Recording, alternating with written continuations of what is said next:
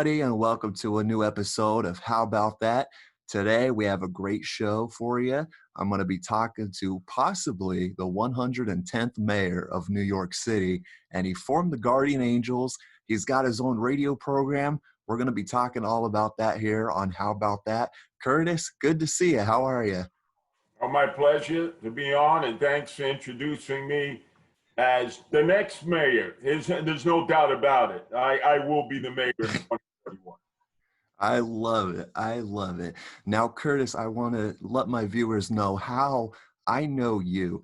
And it's kind of funny, a story here, because I know, if people out there grew up with their mother, they always heard, their mom say at least once in their lifetime, well, back in my day, and my mom used to tell me growing up, well, back in my day on Staten Island, I remember going to school and there were these men who were wearing red berets.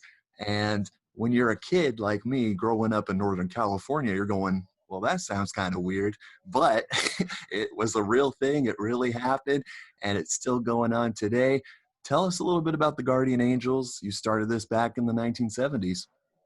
Well, I was a night manager of Mickey D's in the Bronx in 1979. I've been born and raised in Brooklyn, but Brooklyn basically said had no time for me. Not for these crazy ideas of mine to actually get citizens together to start patrolling the subways. They thought in Brooklyn I must have had all the furniture upstairs and rearranged in the wrong rooms. So I found my calling in the Bronx. I became a night manager of Mickey D's, and it was there that I got involved in a lot of volunteer programs, cleaning up the streets, beautification. Everybody loved that. But then when I analyzed the number one problem in the late 70s in the city of New York was crime. And I said, they've just cut the budget. Ironic, because that's what they're going to be doing any moment now because we're in fiscal despair. But back then, it was for different reasons. There was no pandemic. We didn't even know what a pandemic was. It was because of political corruption. So they had no uniformed transit police officers on the subways at night from 7 at night to 5 a.m. in the morning. Those are called the off-peak hours. And the criminals and gangs just ran wild. They owned the subways at night. I had to take the subways all the way back to Brooklyn. Many of my crew members at Mickey D's, when we would close, they would have to take the train to wherever they were living. So I basically bamboozled them. I brainwashed them into convincing, hey, join me. Let's go out there and patrol as the burger boys, the burger girls. And some of them did. And we started in February 13th of 1979, what became the Guardian Angel Safety Patrol, now in 13 countries and 130 cities. But that's how it started back in February of 1979. Nice, nice. Now, I know throughout the history of the Guardian Angels, at first, there was all these misconceptions. They were going, what is this guy Curtis doing on the streets? Some of the NYPD were all about it, and others, on the other hand, were kind of like, what they weren't educated on what you were trying to achieve. And tell us a little bit about that when you first started. A lot of the cops were very jaded and skeptical because, look, a lot of their colleagues have been laid off, so now they see people come forward, mostly Black and Hispanic from the inner cities. They didn't trust them to begin with. They just assumed it was too good to be true. And nobody in the professional world likes volunteers coming in. I mean, it's any profession, but the cops especially. So they went out of their way to give us a hard time. In fact, within the first 13 years, where we had no working relationship with the NYPD, I got arrested 77 times. I mean, they gave me wooden shampoos, concrete facials, attitudinal readjustments. I get locked up. My paperwork gets lost. And they viewed me and the Guardian Angels as an enemy instead of as brothers and sisters in solidarity. So it took 13 full years. And then eventually, enough of the older cops had retired, went down to Boca Raton, got a ice cream cart there for a second income, and we're out of here. And by then, law and order was the primary issue. That's what elected and elevated Rudy Giuliani to become mayor in 1992. He's sworn in 1993, and he embraces the Guardian Angels. And the warfare between the NYPD and the Guardian Angels was over. We haven't had a problem with them since. And we haven't had problems in most places in the world as a result of Rudy's endorsement of us back when crime was the driving issue in New York City, as it is starting to become now. Right, right. Now, a lot of people out there that maybe they see you on the subways, they see you walking on the streets with your group, and tell my viewers, what are some of the scenarios that you guys are, dealing with, and what's your role in trying to fix things up? I know there's mugging, and talk a little bit about that. Well, people are used to that campaign, the PSA, see something, say something. Come on. What kind of impact is that? I mean, if you want to be sort of on the sideline, see something, say something, that's fine. But especially nowadays, see something, say something. What good does that do? The cops aren't going to respond. They're in a slowdown. They basically want to show the people, oh, you want to defund the cops? You want to abolish the cops? We'll show you what it's like when you call 911 and it takes a month of Sundays for a squad car to get there. So we're on our own. So we will physically intervene. We will break up fights and disputes. We'll make a citizen's arrest if a crime is committed. Thugs, the bad guys, people in the streets, they know the guardian angels mean business. Now, that doesn't mean we're going to abuse you. We're going to violate your rights. We don't have any special powers or privileges. But there's a legacy here, 41 years. We span 3 generations.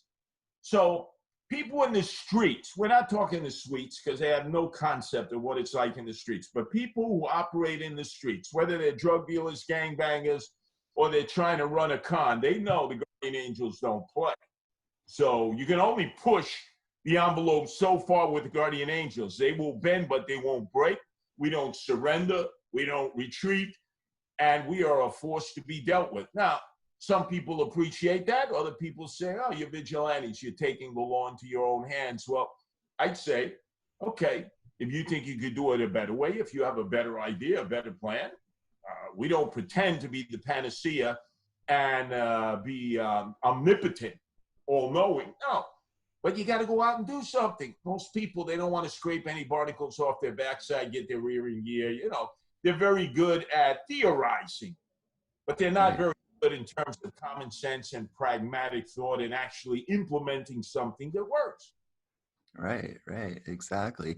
Now, if someone out there is sitting at home and, like you said, they don't want to sit back and, maybe they're commuters, maybe they got to go to work. And, with this whole pandemic, they're all, getting laid off of their jobs. They got all this time in their hand. They don't want to be stuck inside their apartments. They want to get out. They want to do something, make a difference in the community. How does one join, the Guardian Angels? There's training behind hand, and tell us a little bit more about that. Well, to join the Guardian Angels, it's not a difficult process. You go to the Guardian Angel website, guardianangels.org.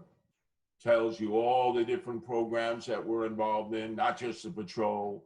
We feed, take care of the homeless, emotionally disturbed. We have Guardian Angel Animal Protection because we care for the cats and the dogs in the streets, especially the feral cat community. We deal with senior citizens and taking care of them, checking up on merchants whose businesses are being broken in every time they have to close at night. Many of them come back the next day and they're wiped out. So we provide a number of different services, but after you look at the menu of options, and you say, yeah, I think I want to get them up. You pick one of them, you fill out an application, and then you got to go through the process. So anybody may think they can become a guardian angel, and you can make the first step, but then you got to go through 3 months of training.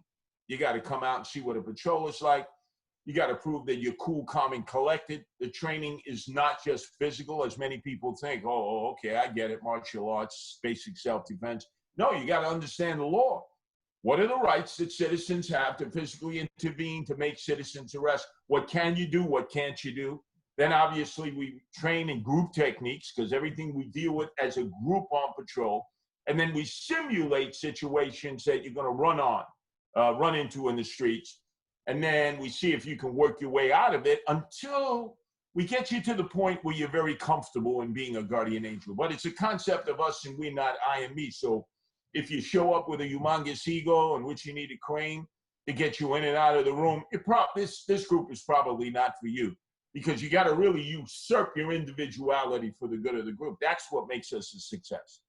Right. Now, back in 1982, you wrote a book, talking a little bit about that, where, you don't want some guy that's going to be some big macho tough guy that looks intimidating because, you know, he might get into a situation that's not good. It's all about, you know, the psychological part of it too. And you wrote a book about being street smart. And have you ever put out any other books since then? No, not a matchbook, not a comic book. Hopefully, in the future, I'll be able to write my memoirs before I'm 6 feet under in a pine box. But street smart was very important because at that time, people were thinking, oh, my only protection, my only guardian angel is a gun. And it's not that we're opposed to people having guns, especially if you've been victimized, especially if you're on your own and you know the police are not going to be there in time. But there are many other options, and people need to know what their options are, particularly when they're just working a job, going to and from their home. When, as a female, you're more vulnerable than a male for certain crimes. Male, you're more vulnerable in other things. So I was really just trying to teach people street smarts. And that's really what you need now more than ever to get through what's going on in the city. You're dealing with homeless people, emotionally disturbed, violent gangbangers who do drive-by shootings, something I never saw in my lifetime. We never had drive-by shootings. That was something that they did in LA because they didn't have a subway there. Here, you came out of the subway, you shot somebody twice in the head, you went back in the subway, and you went back to your hood. Nowadays, we see people doing drive-by shootings here because the police are invisible. They're not responding. They're not following up. So the thugs have figured, hey, we have free reign. And that's why people have to know, hey, improve, don't move. Because let's face it, your natural inclination and reaction is, we got to get out of here. You know, sell the apartment, sell the condo, basically pay off the rental or lease agreement that you have.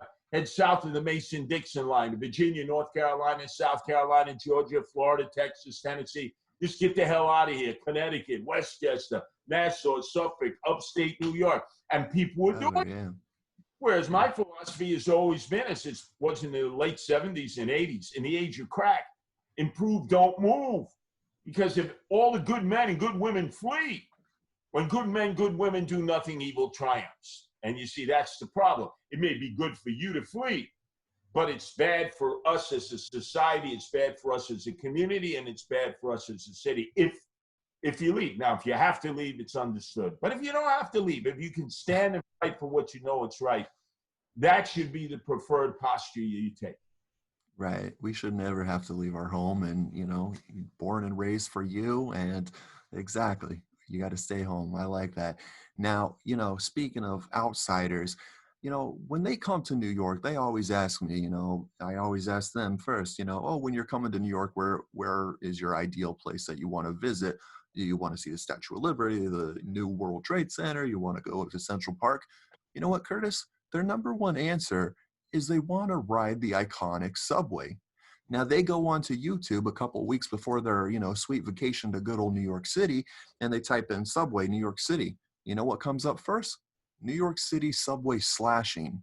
Now, this has been happening, and the rates, you know, crime rates have been going up, and these are random acts. You know, it's not, oh, hey, let me go, you know, slash my ex-girlfriend because I know she's going to be on car number 4 at 2 p.m. No. And the guardian angels, since you guys making a presence, have you seen the numbers reduce? Have you guys gotten into those situations where you prevented it? Well, you see, this is the ironic thing. Because of the pandemic, because of coronavirus, you now, so many months after the lockdown in early March, you only have about 1 million riders on the buses and subways of New York City now. Before the pandemic, 5.5 million every day. So think how many less people are riding the subways and riding the city buses. Yet crime is up 30%. Crime is up 30%. You never see transit cops. Why is that? Because all the cops are called topside because of all these demonstrations. Black Lives Matter, they're impromptu, they tie up traffic, they don't have a permit. Then all of a sudden the cops got to go chasing after the demonstrators. There's shootings in the streets. So what they're trying to do is react as opposed to prevent. So before, when the cops were in full force, a lot of it, they were proactive. They knew in advance where the gangs were. They knew where the gunplay was. So they had specialized units that would attack the problem before it even surfaced and manifested itself, both in the subways and the streets. Now you can throw that book out the window, and plus the morale is at an all-time low. The number one problem you had in the subways before the pandemic was the pervs, the weenie wavers, the sexual assaulters, the emotionally disturbed. They're the ones who were more likely, the emotionally disturbed, to take out a straight edge razor and slash you. And you would say, I don't know you, but they perceive you as like a gargoyle, a threat. These are people with severe mental disorders. They may have been on medication. They're not taking it anymore. They may have needed to be in a psychiatric hospital. So they look at you as a threat to them, even though you're being very passive. Now, I've had that happen with me. And obviously, afterwards, the person was babbling that I was a dragon, I was a monster. And then you realize you're dealing with a person who is not in control of their mental faculties. And if they're operating in fear, they'll slash you thinking that it's in defense of their life. Now, these are people who need mental health care. They need to be on medication. And if they're living in the subway and riding in the subway, let me tell you something. If they weren't disturbed before that, you spend 3 straight days in the subway, and I guarantee you, you will be disturbed. You will start your decline into what I call the belly of the beast. Right. And so many people are in fear of, you know, like even if I'm walking and I got to go up 15 blocks, take the subway or walk. I'd rather walk. Why? Because you're going to be in a group of people, most likely. And, you know, and that's scary to know that, you know, it's 2020, 2021. Well, and the irony is yeah. the subway has never been cleaner. What I mean by that, physically clean. Every night, the subways stop at around midnight. You don't turn into a pumpkin, but they do a deep cleaning of all the subway cars, the platforms, the stations. It's never been cleaner. So you would think, wow, the riders would want a pleasant ride as before. It was like filled with flotsam and jetsam, homeless people, emotionally disturbed. It smelled. It just attacked your senses. Now it doesn't do any of that. But people were in fear of taking the subways, fear of coronavirus, but also fear of being mugged, fear of the emotionally disturbed. So you're never going to get them all to come back. And by the way, look at the city's buses. More people are riding city buses than city subways. That's because also it's been free, F-R-E-E. Well, soon you're going to have to pay your fare again on the city buses. How are you going to get these people to pay when you've been letting them ride for free since early March? That's going to be almost impossible. Almost impossible. Right. Now, you mentioned something interesting about the Perv Busters that you guys have. You have the Junior Angels. For those who do not know, tell us a little bit about the differences and the other groups that you have within the Guardian Angels. Well, before the pandemic, the number one problem in the subways, bar none, were the pervs out there. These were men who every day, like clockwork, would go out on certain subway lines and they would perv on women. And they'd either flash themselves, come on to women, want to prove to the world that they don't suffer from erectile dysfunction. I mean, these are people with severe disorders. And it was ironic because if they did the very same crime above ground, they'd be hit with a felony charge. But in the subways, it's a misdemeanor. Why? You say, why would the same action, the same crime, be a felony above ground but a misdemeanor below ground? Because the MTA is run by the state. It's a state agency, policed by the city. It can be very confusing, policed by the NYPD. But the laws are different. So naturally, if you're a pervert, you know that you can commit the same act in the subway. There are a lot of women for you to perv on. What you got to do is keep riding the trains.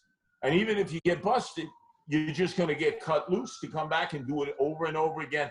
They have some predicate offenders out there, pervs, who've been busted 50, 60 times riding the same subway line almost at the same time each and every day. So we created an all-female Guardian Angel Patrol called the Perv Busters. So we have photos, we identify the pervs, we make flyers, we warn women, because guys, they don't care about it. Yeah, the guys say, what are you talking about? You must be fantasizing. There are no pervs out here. Of course, most of these pervs never come on to guys, but they're coming on to women all the time. And women are the ones most impacted. They are the one least likely to take a subway because of the pervs. So we specifically target the pervs. And many of them are on the sexual offender registries that are available to everybody. So you have to let people know, especially women.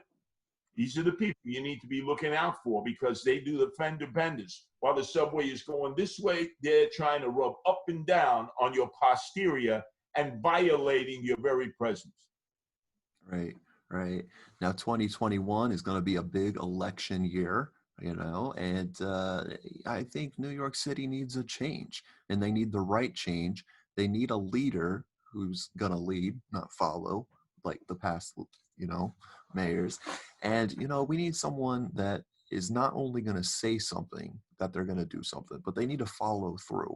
And Curtis, I think with just the Guardian Angels alone, you have proven, you know, the last 40 years that, you know, look at you. You were like, hey, I'm going to be on the radio one day. What'd you do? Yeah, we're on the radio for the last 30 years. So tell us, why now did you decide it's my turn?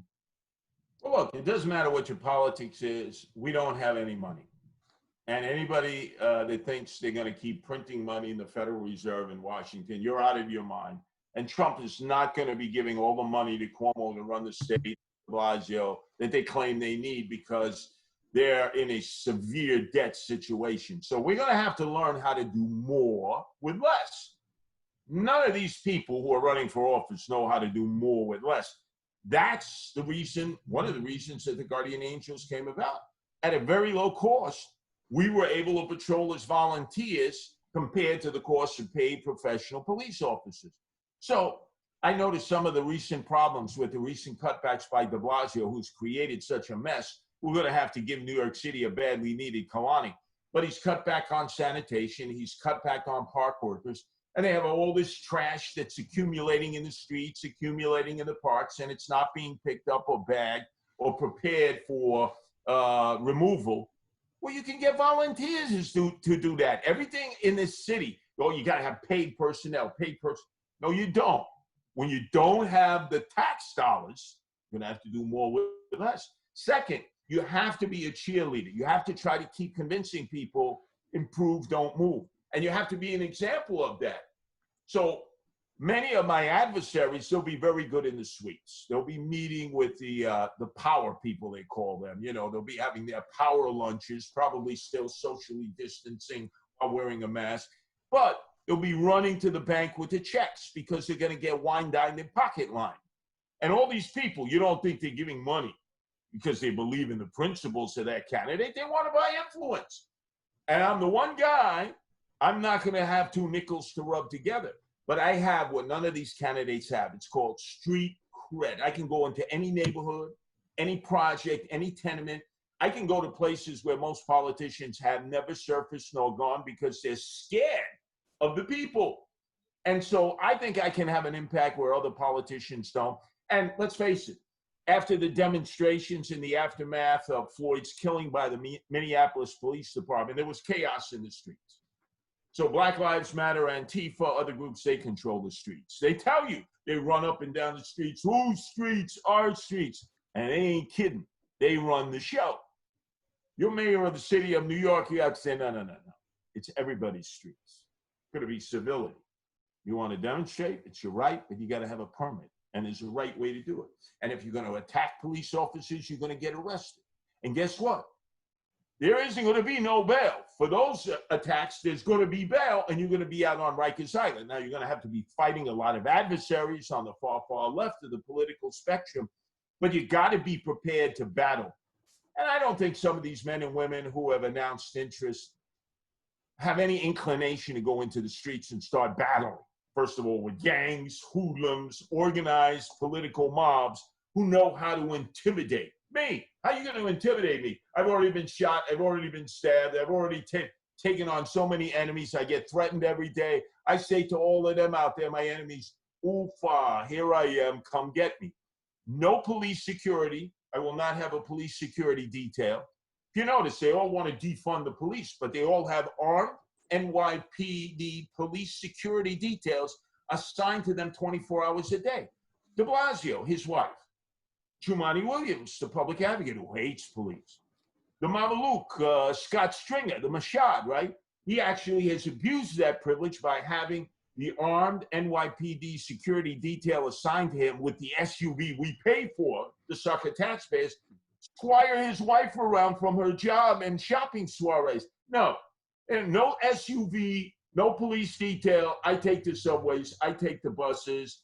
And if I'm in an area where there are no subways and buses in the streets, hey, I'll hitchhike.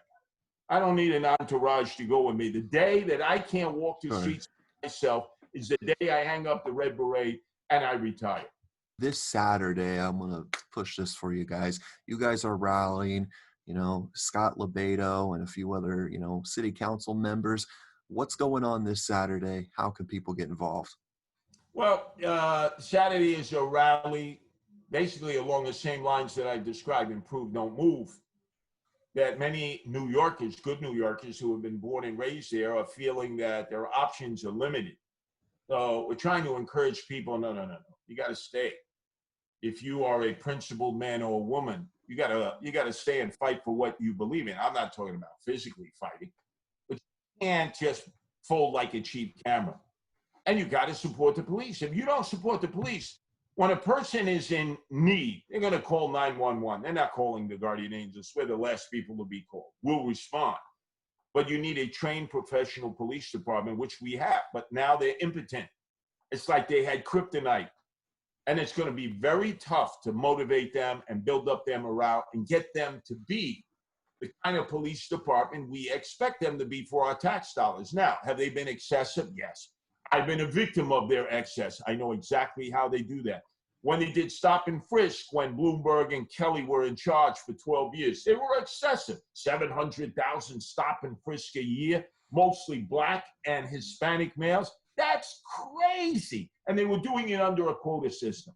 So there's a balance out there, and you can hit the fine balance, but you still have to be dependent on the cops. The cops who are no longer all white, all Irish, it's one of the more balanced racially, ethnically, and genderized uniform services that we pay for in the city of New York. Gotcha. So people could come out, City Hall Park, get together and hear and kind of basically rally together and come as one, because that's what we all are here. Now, right? And they got to take it back to their neighborhoods. That's the whole thing. They all come from different neighborhoods. They have to bring that message of solidarity to their neighborhoods, because if not, New York City's going to be a ghost town. And the only ones left will be the gangbangers who continue to have their shootouts as they'll be fighting for turf. If you ever remember the series Mel Gibson, Mad Max and the Thunderdome, that's what it's going to look like in New York City. And I'm not standing for that. Love it. Thanks, Curtis. Now, if someone out there that's watching this online and maybe they think, you know, hey, we're not quite how bad New York's crime rate is, but they can see that, you know, maybe in their town now they get, you know, 3 shootings a week, and before they had 0, and now they're kind of getting worried. But maybe their local crime watch, neighborhood crime watch out there is thinking, maybe it's time for us to start the Guardian Angels in our hometown. So how does someone go about that? They contact you on your website and... Yeah, well, I would advocate it highly, because in addition to everything that people may be doing now, all of that is good. But when you have a void, when you don't have enough police, or the police are just not, you know, they're not up to it, you got to have something to fill the void. And we've proven we can do that in 13 countries, 130 cities. But right here in the mothership, New York, where we started, so all you'd have to do is go to www.guardianangels.org. Explains all we do. If you're interested, you send us an email, we get back to you, we respond to your needs. But we're not Hessians, we're not mercenaries. We will come to your neighborhood and train you to help yourself as guardian angels. When a lot of people hear that, they say, what are you talking about? You mean we have to become guardian angels? So what do you say? We got our own neighborhoods to take care of. What are we going to do? The heavy lifting for you? What do you think? We're schmucks, putzes, you know, schmendricks? No. We'll train you. And if you're not willing to do the heavy lifting in your community, but somebody else in another community is, that's who we'll spend our time with. It's all about self-help. Right. Awesome. Very cool. We'll wrap it up here, Curtis. And I had a question for you. Some of those people are probably wondering about, you know, the current guardian angels.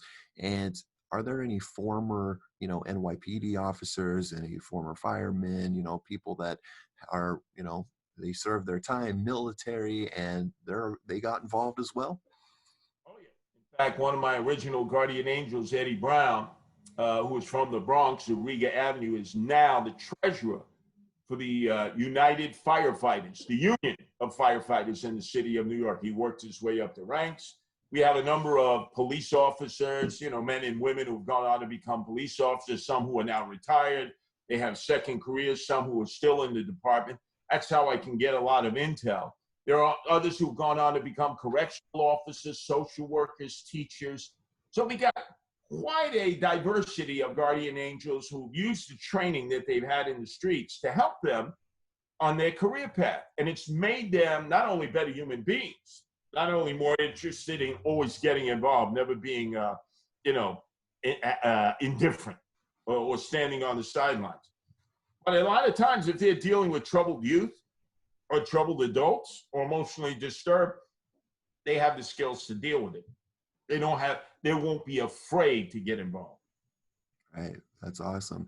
And you have that radio program. You've been doing radio for the last 30 plus years. And where can we tune into your show?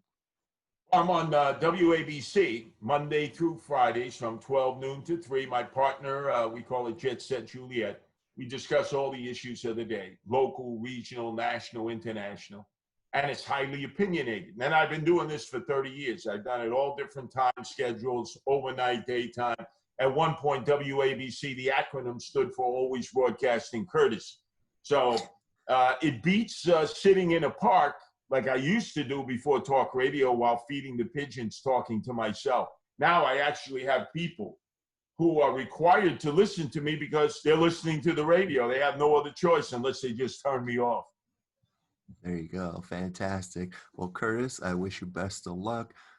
You could be the next mayor 2021. Looking forward to that. That gives a lot of the citizens of Manhattan and surrounding area of New York, a lot of hope. So it's time for change. And I know a lot of people are opposed to change. They like everything that's going on now, but the time is now, my friend. So Curtis, good luck. Got a lot of heavy lifting to do. We got to clean up this mess that de Blasio and his wife have left behind. And I'm more than happy to roll up my sleeves and give it the extra elbow grease to get our city back on track.